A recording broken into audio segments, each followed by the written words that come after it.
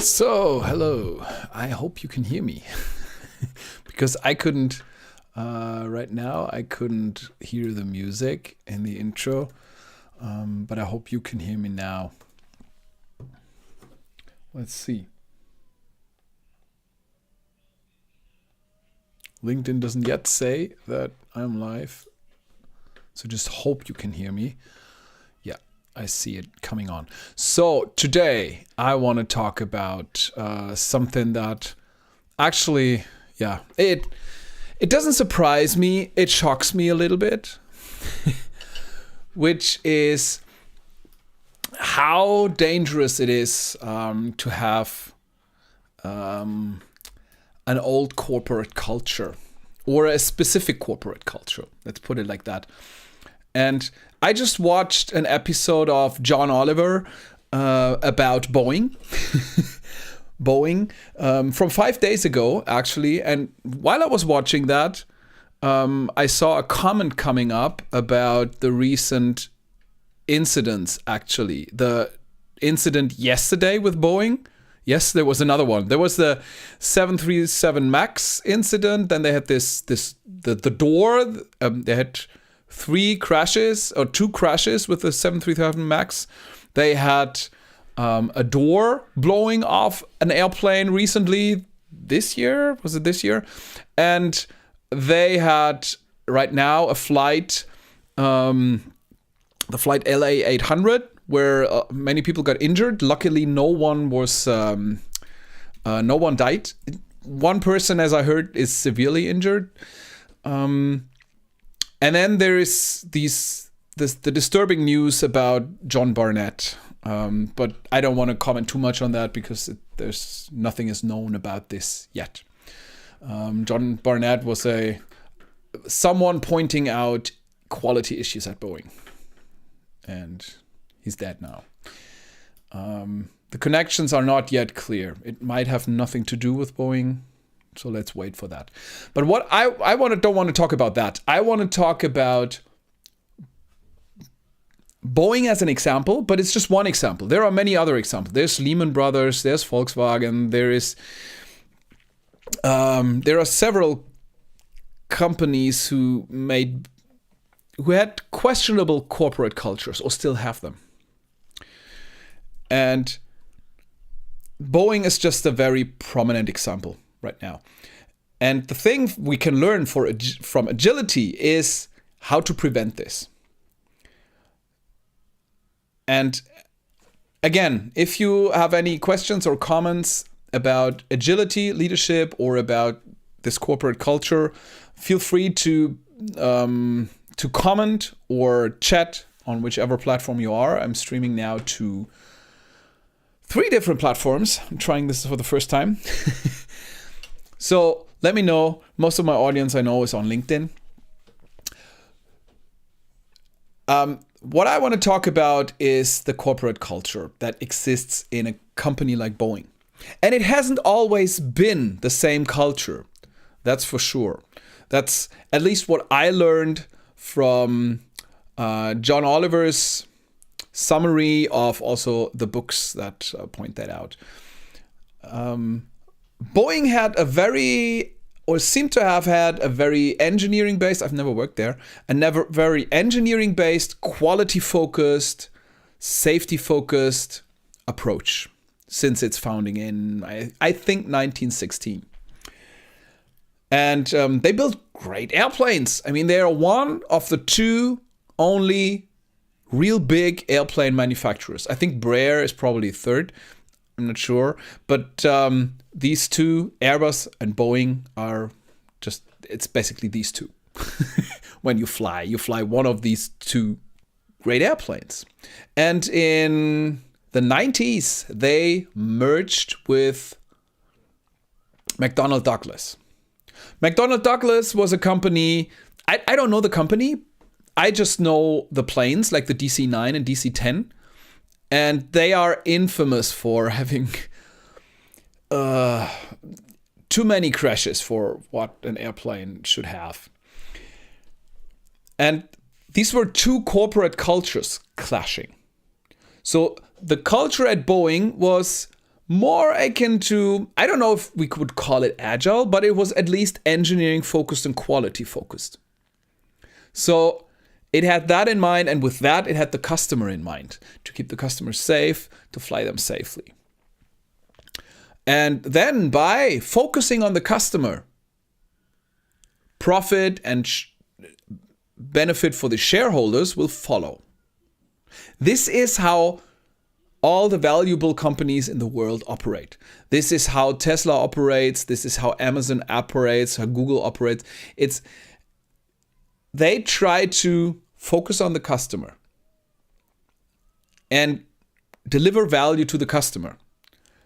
This is what they want to do, and the value for the shareholder will follow.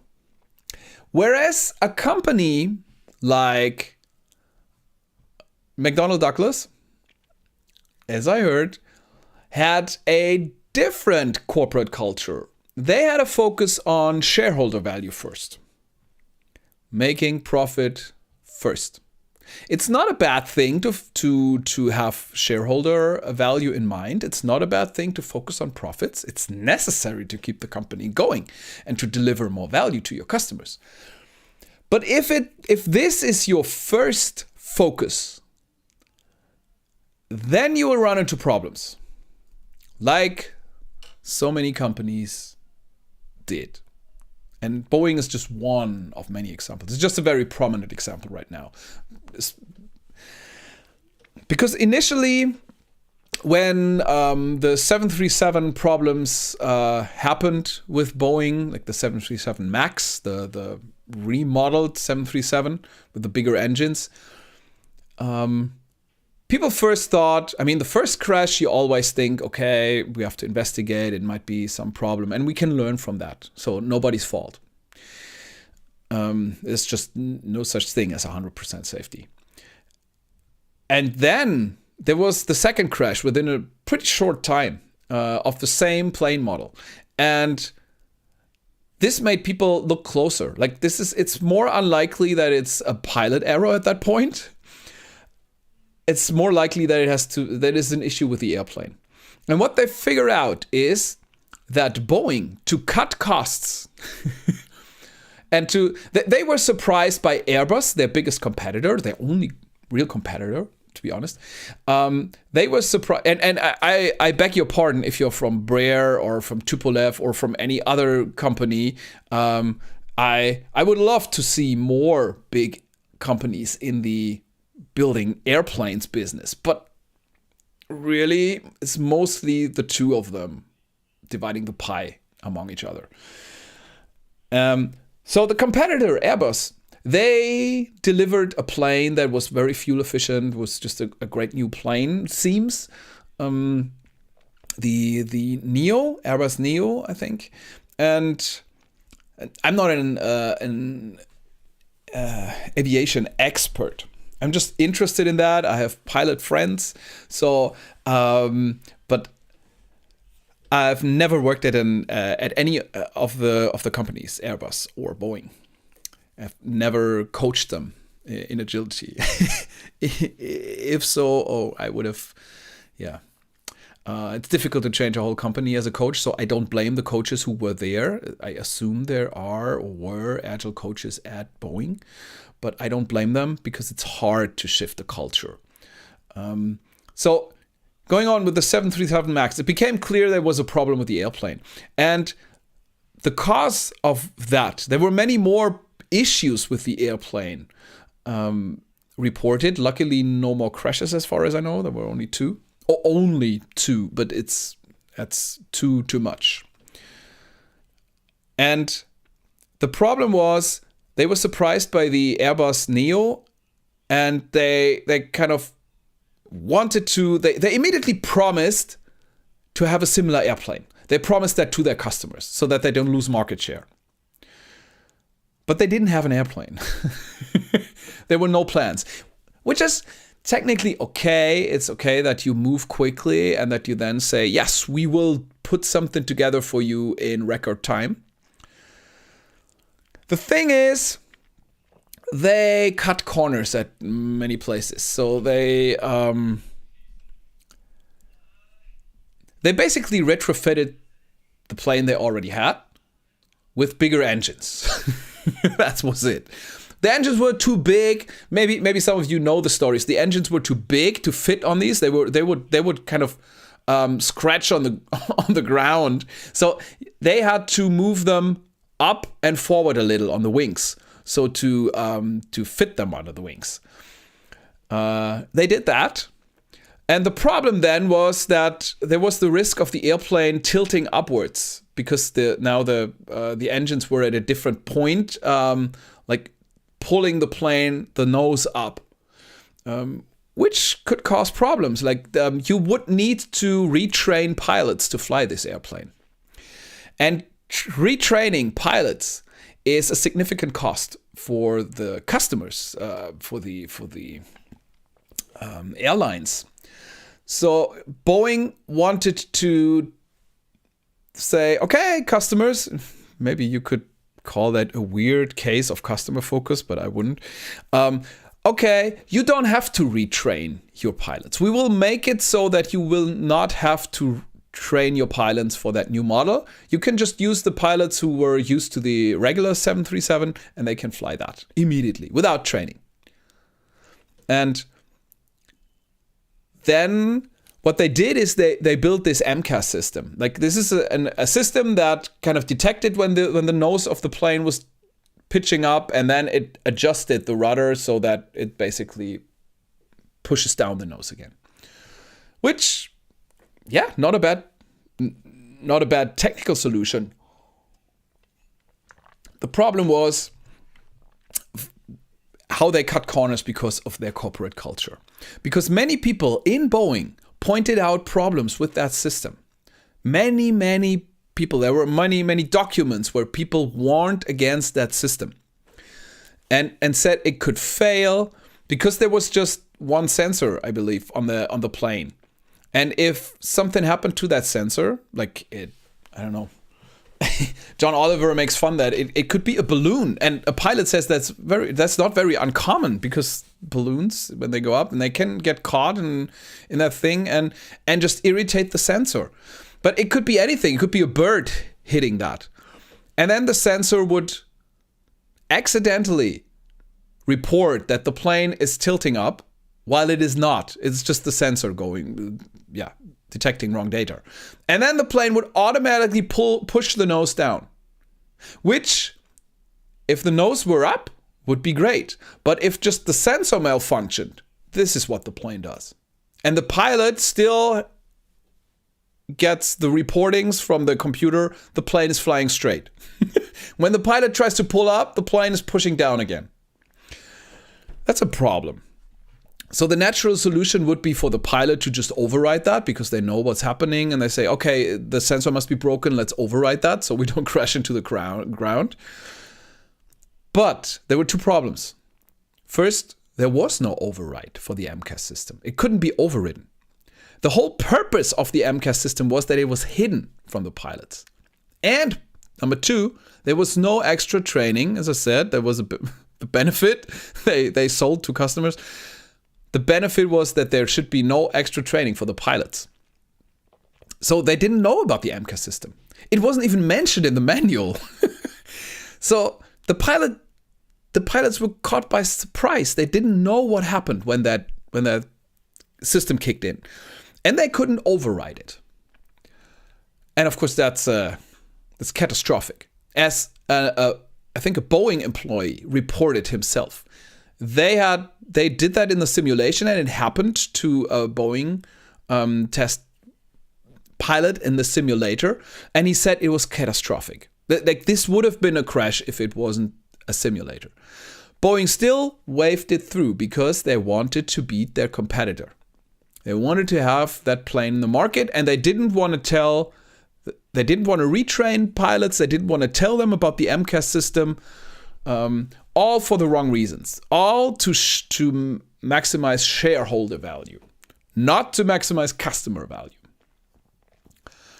And this led to 2 crashes and more incidents that happened. And it led to the company's planes actually being grounded for about 2 years.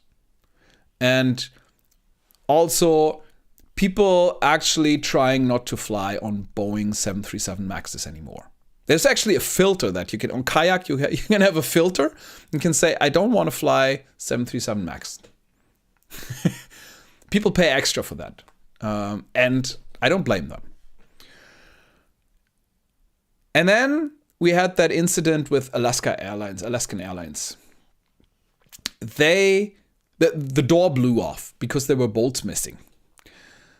And as far as I know, that it might not be a person to blame. Like, we don't have to find the person not tightening the bolts. The problem with Boeing is that they have basically outsourced the whole thing. They outsource to many external contractors, which is an issue that plagues many corporations, also the ones that I coach. They outsourced a lot, and now it's different company cultures, and it's different understandings. It's hard to communicate. It's hard to collaborate, because oftentimes the in-house people are just project managers. It's not bad to be a project manager. I'm a project manager myself, and product managers and designers, and they do the stuff, but they then write documents. Then they try to find a vendor. They give them the documents and tell them to do it. And then they get the parts and assemble them.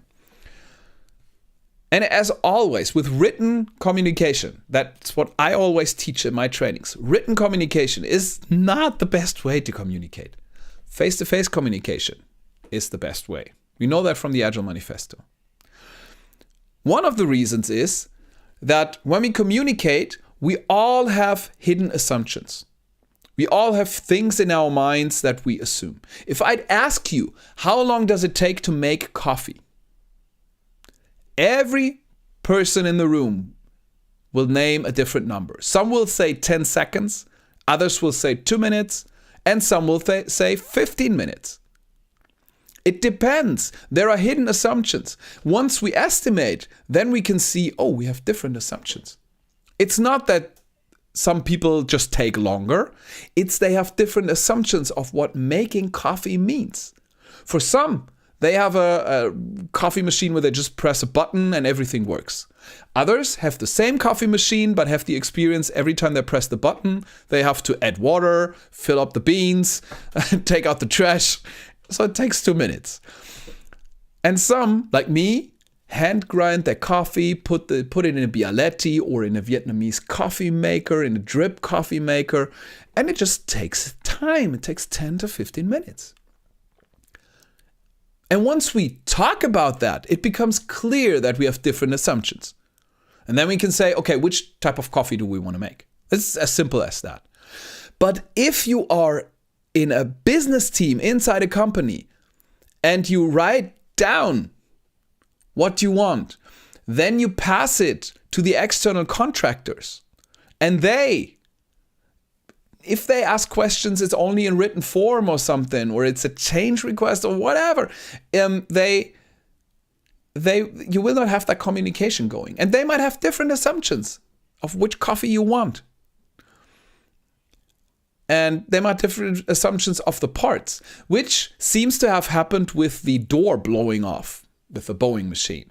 Because it's as I said, I'm not an expert. I'm relaying from what I heard from experts, is that if they build the fuselage and they ship it then to Boeing, to the plant where they assemble it, they don't tighten all the bolts. They don't.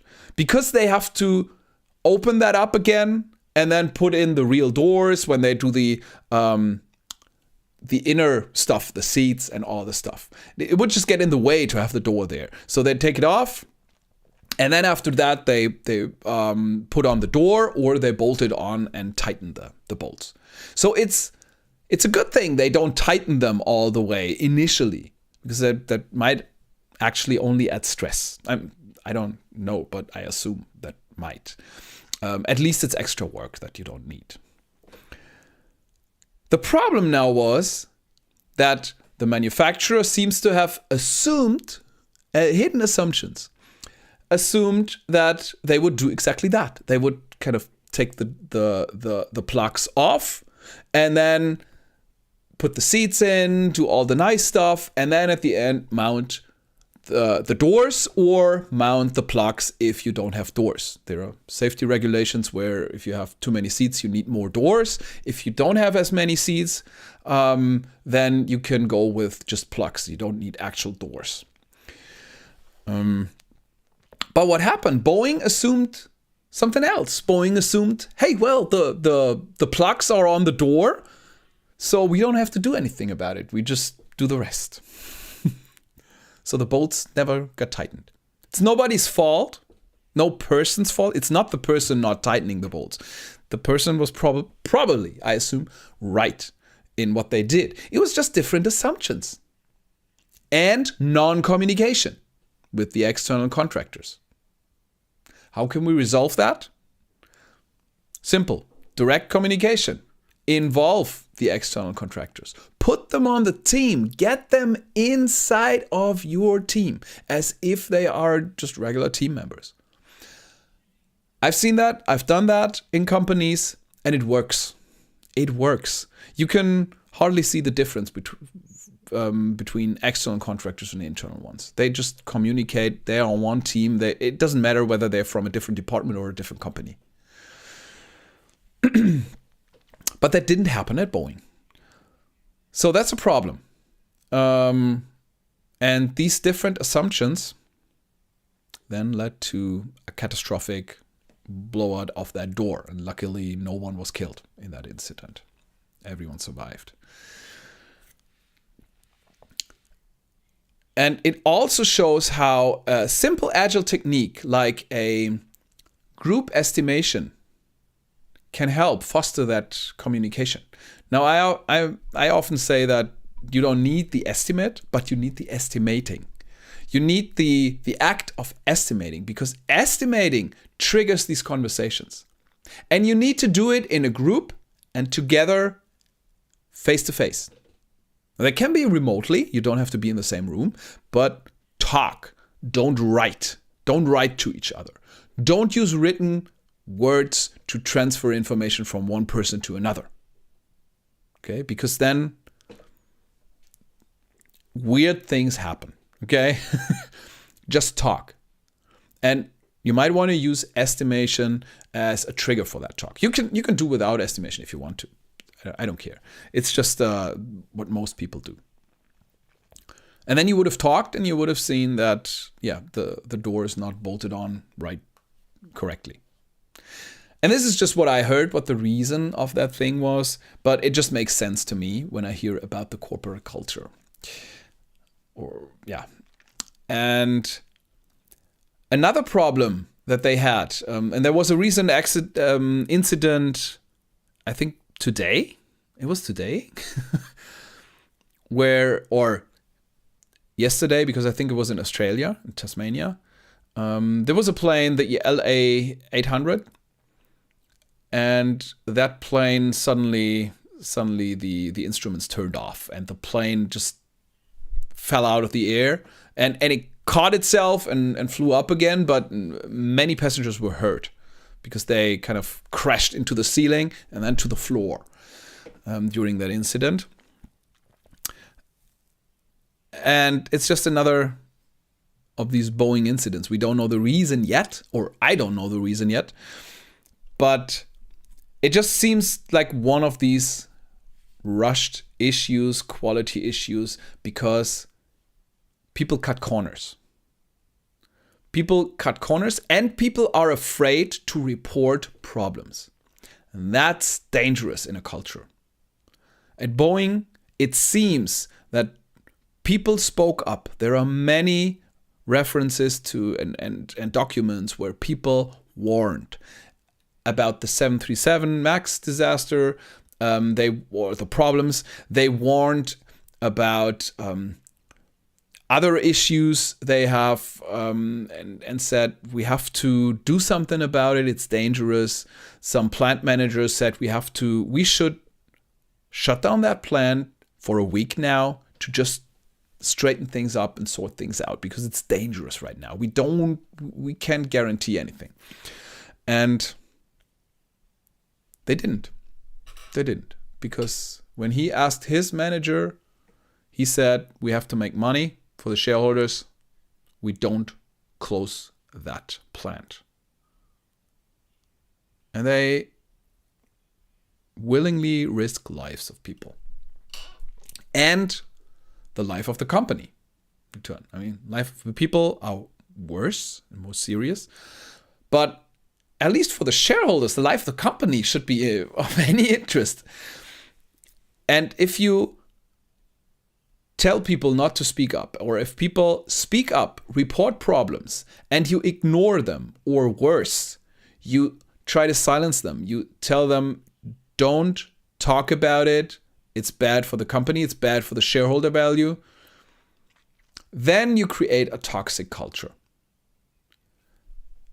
And this is precisely the culture we want to avoid with agility.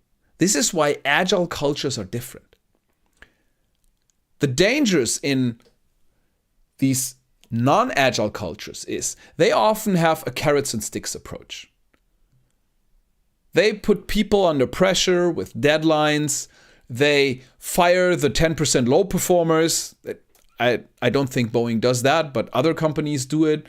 Or you just have, let's say it's not positive for your career if you underperform, if you make mistakes, or if you even report issues. And they try to incentivize you with bonuses. They say, okay, if you deliver more, if you can sell more Boeings in that quarter, you get more money. And that, as I wrote so many times on my newsletter, and I also, by the way, this is the free newsletter, this is the Agile Coach Education. You can get that as well, but this is a free newsletter, the Agile Compass. I write all the time about this behavior and how it's important to allow people to make mistakes and how important it is to not use a carrots and sticks approach. To not use bonuses to try to get people to do a certain thing, to exert certain behavior. Because what you do essentially with the carrots and sticks approach, with the deadlines and with the bonuses dangling, if you sell enough airplanes, or if you make a deadline, then what you essentially do is you try to manipulate people. You try to manipulate how they behave. And people hate that. We all hate that. We love our autonomy. We don't want to be controlled from the outside, from someone by someone else. But this is essentially what many companies do with the carrots and sticks approach. This is also what Boeing did with the Dreamliner, the 787. When they promised it in record time, and because they couldn't make it, it's okay if you have high goals and stretch goals. But what they did is, instead of admitting that and saying, okay, we need a year or two longer, they rolled out a fake plane, which looked real to the press and to many people there. But the experts actually, when they looked at the plane, they saw that the doors were made of plywood, and you could look right through the plane and see the sky. So it was just a fake. It was empty.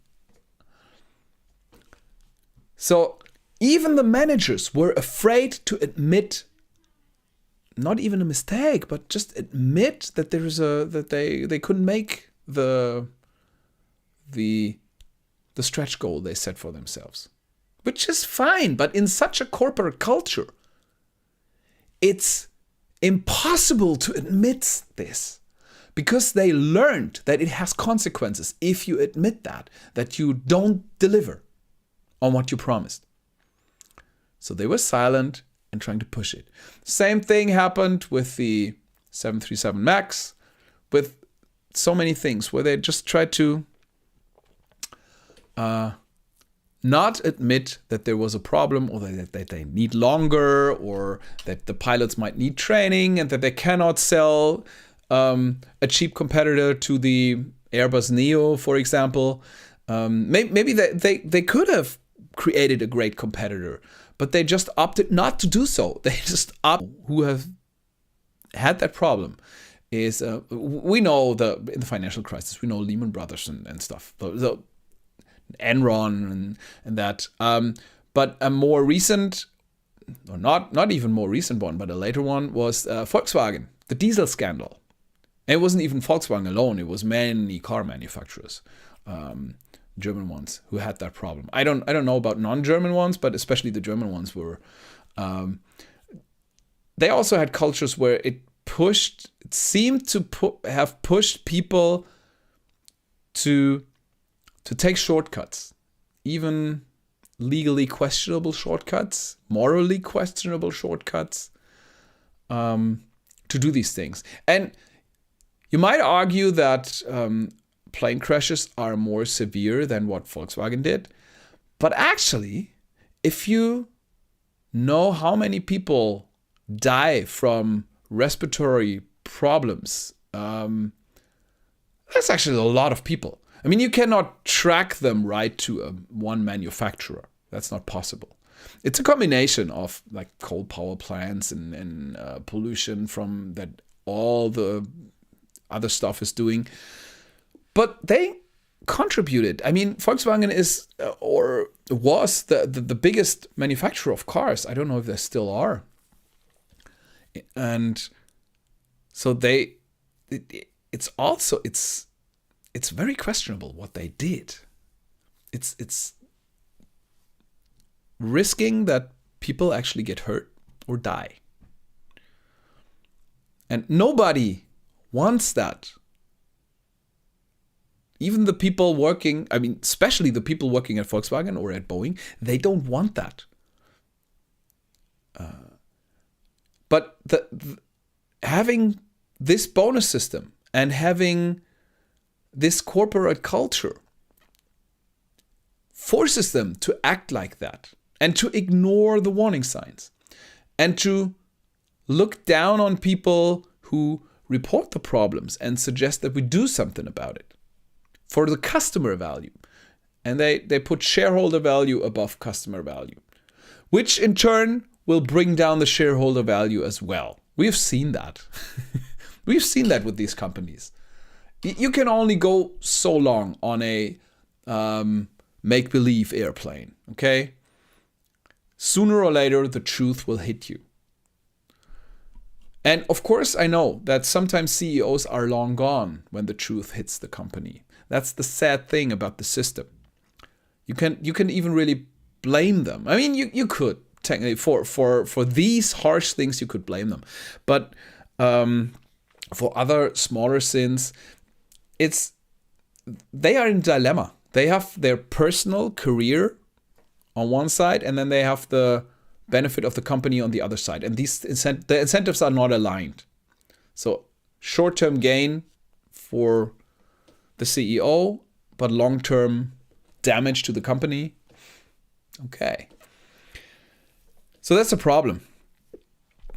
If you really want to build a valuable company that is in the long term can really create value for customers, then you don't have to use agile methods or frameworks of that. I just care about your view of the human being. Who are still going strong, they will fall behind the other companies. Because you need to treat people in a way like human beings, not wanting to control them with bonuses and deadline intent. If someone makes a mistake, assume they had the best intention. They had a positive intention. Applaud them for trying. Put systems in place that make sure that a mistake cannot be big, like a simulation. Learn from that. They just opted to ignore the problem. They ignored the feedback they got instead of learning from it and adapting.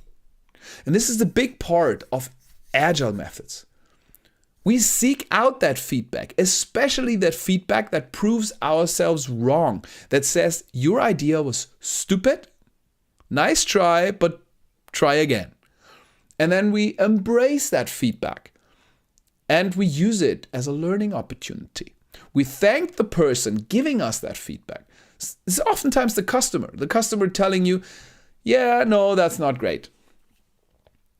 And that's okay to hear. You don't have to tell the customer, oh, you're stupid, you're not understanding. No, thank the customer for the feedback. Thank them and say, yeah, oh, that's great that you tell us, because now we know that we went in the wrong direction, and now we can change course and move in a direction that delivers more value to you, or that is safer, or that is higher quality. So that's it's just so important. I can get over what happened at these companies. I mean, it's just in that if you watch the John Oliver piece, there's even interviews. It's not originally from John Oliver. He took it from a different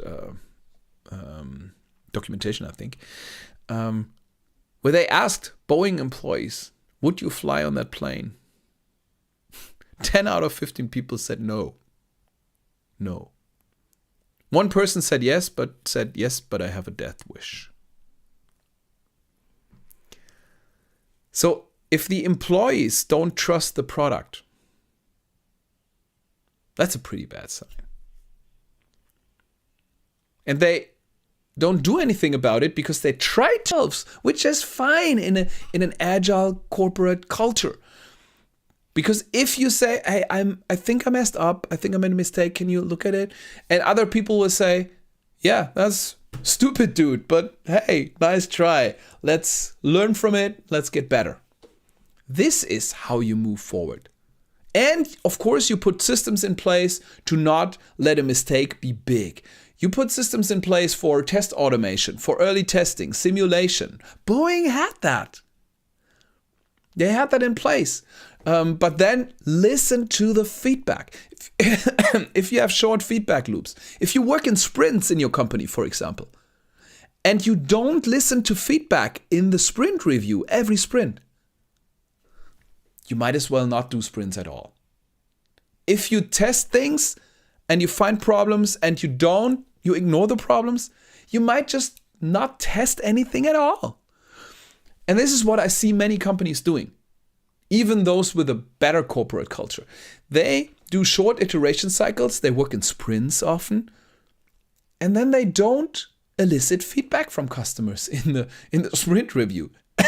Or if they elicit feedback, if they get feedback, they try to ignore it or push it back or do change requests, which is kind of just like a nice way of saying no.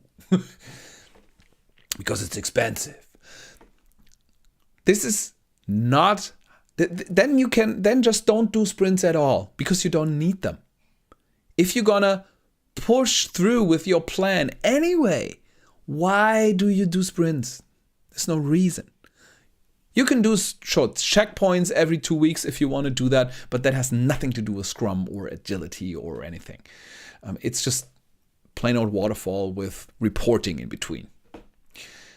What we want to adapt the plan at these points. We want to use the learnings, the knowledge we see, the problems we see to adapt our plan. And to be able to do that, we need a corporate culture that allows people to admit mistakes, to point out flaws without fear for retribution, without fearing that they might lose their job, not get the bonus check, or other things that companies come up with for punishment. No, applaud these people. Making mistakes is not a bad thing.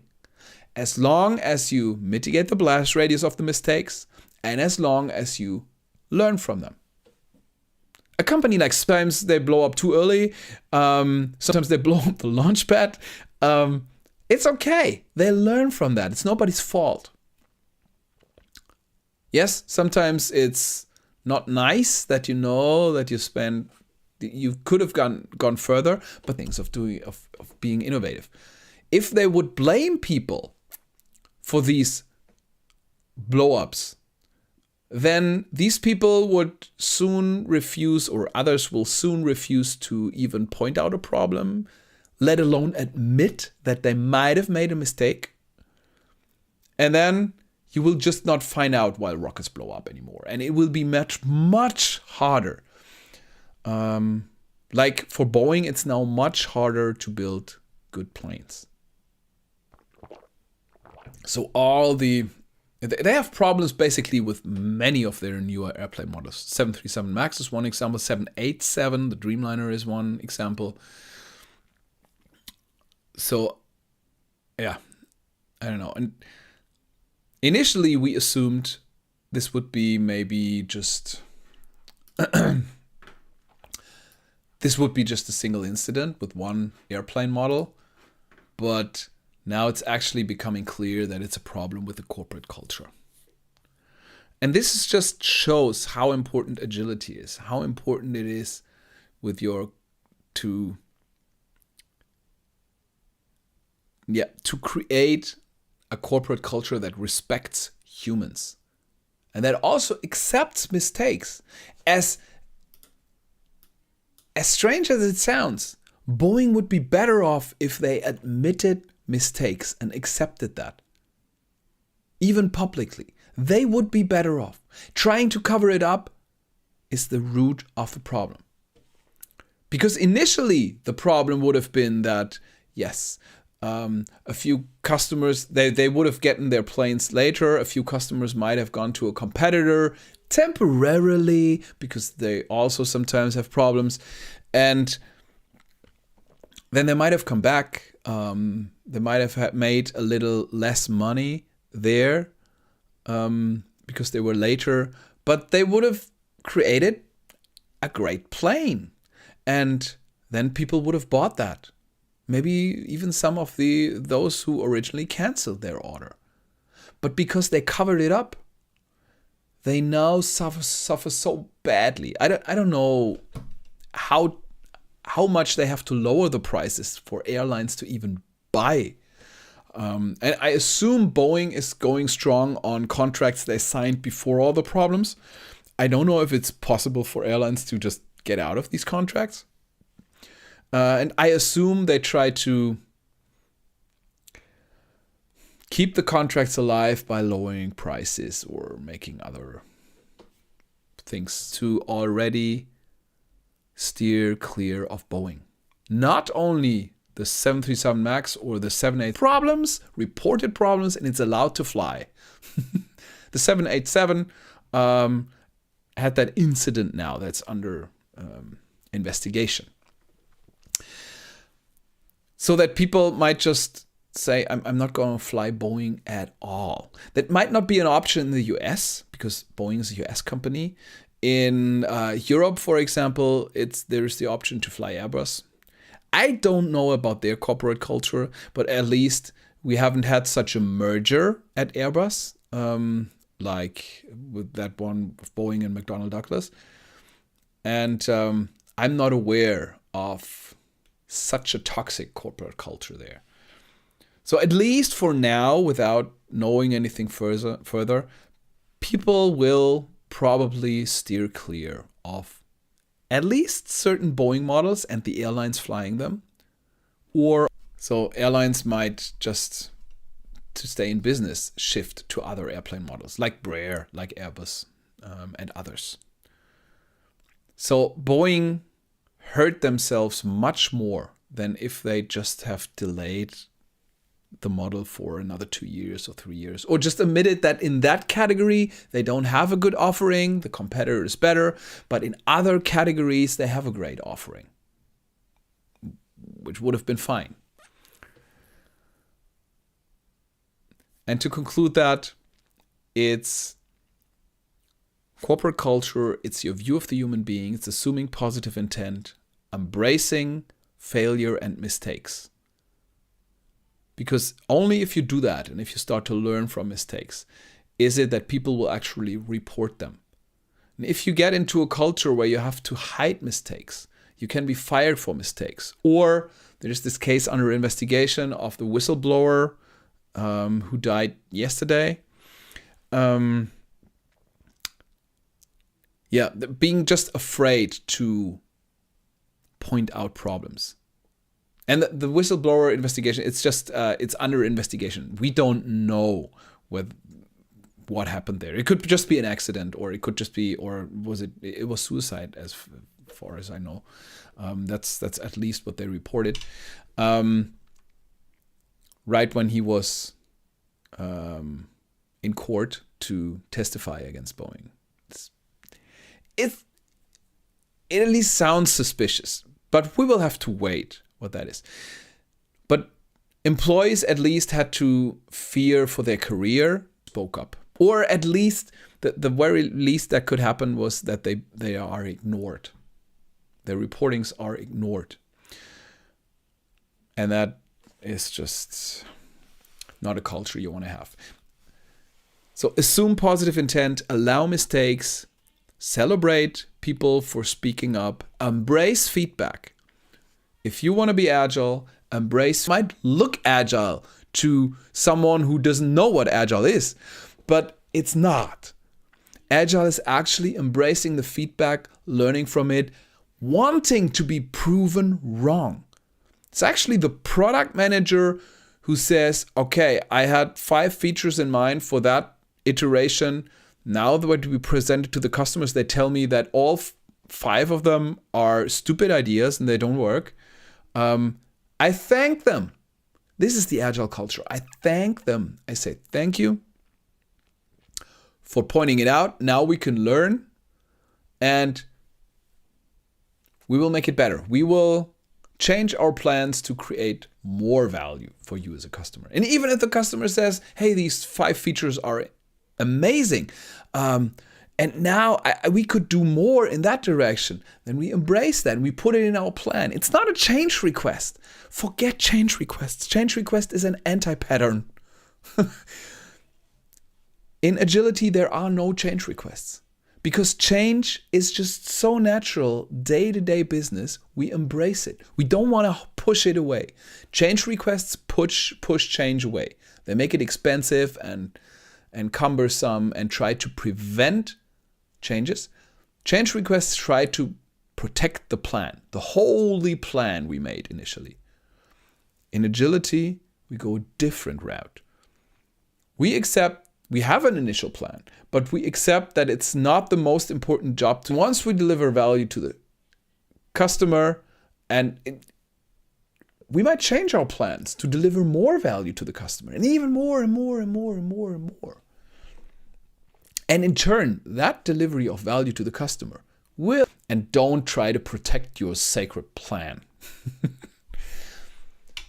Allow mistakes to happen, mitigate the blast radius, embrace people pointing out problems. So I had to do that piece because it shocks me what I heard about Boeing. It shocked me what I heard about Volkswagen back then. But this is, it's just insane with what's going on. And they're continuing this. It's not, I mean, right now for a smaller company that would not be as huge as Boeing, which is, I think, the biggest exporter of the US economy. Correct me if I'm wrong. But this is what I heard. And they won't shut them down. They will still risk lives to keep them going. I hope they can make a change in the corporate culture. It takes strong leaders. Not just one CEO. It takes a bunch of strong leaders and the great people working there who continue to speak up and are silenced. It takes all of these people to make Boeing a great company again like it was before the 1990s. With a smaller company, a government might just shut them down if they show such behavior. But with this big company, they won't. And It's probably okay. I don't know what the consequences economically would be to close up such a company. But at least they should do something about it. They should do something about their corporate culture. Okay. And with that, that was my little evening. It wasn't a rant, but it was just to shine some light on how important culture is and how important humans are, and how you look at human beings in a company, and how the corporate culture can make or break a great company. Thank you for listening in, and have a good night or a good day wherever you are. Fly safe.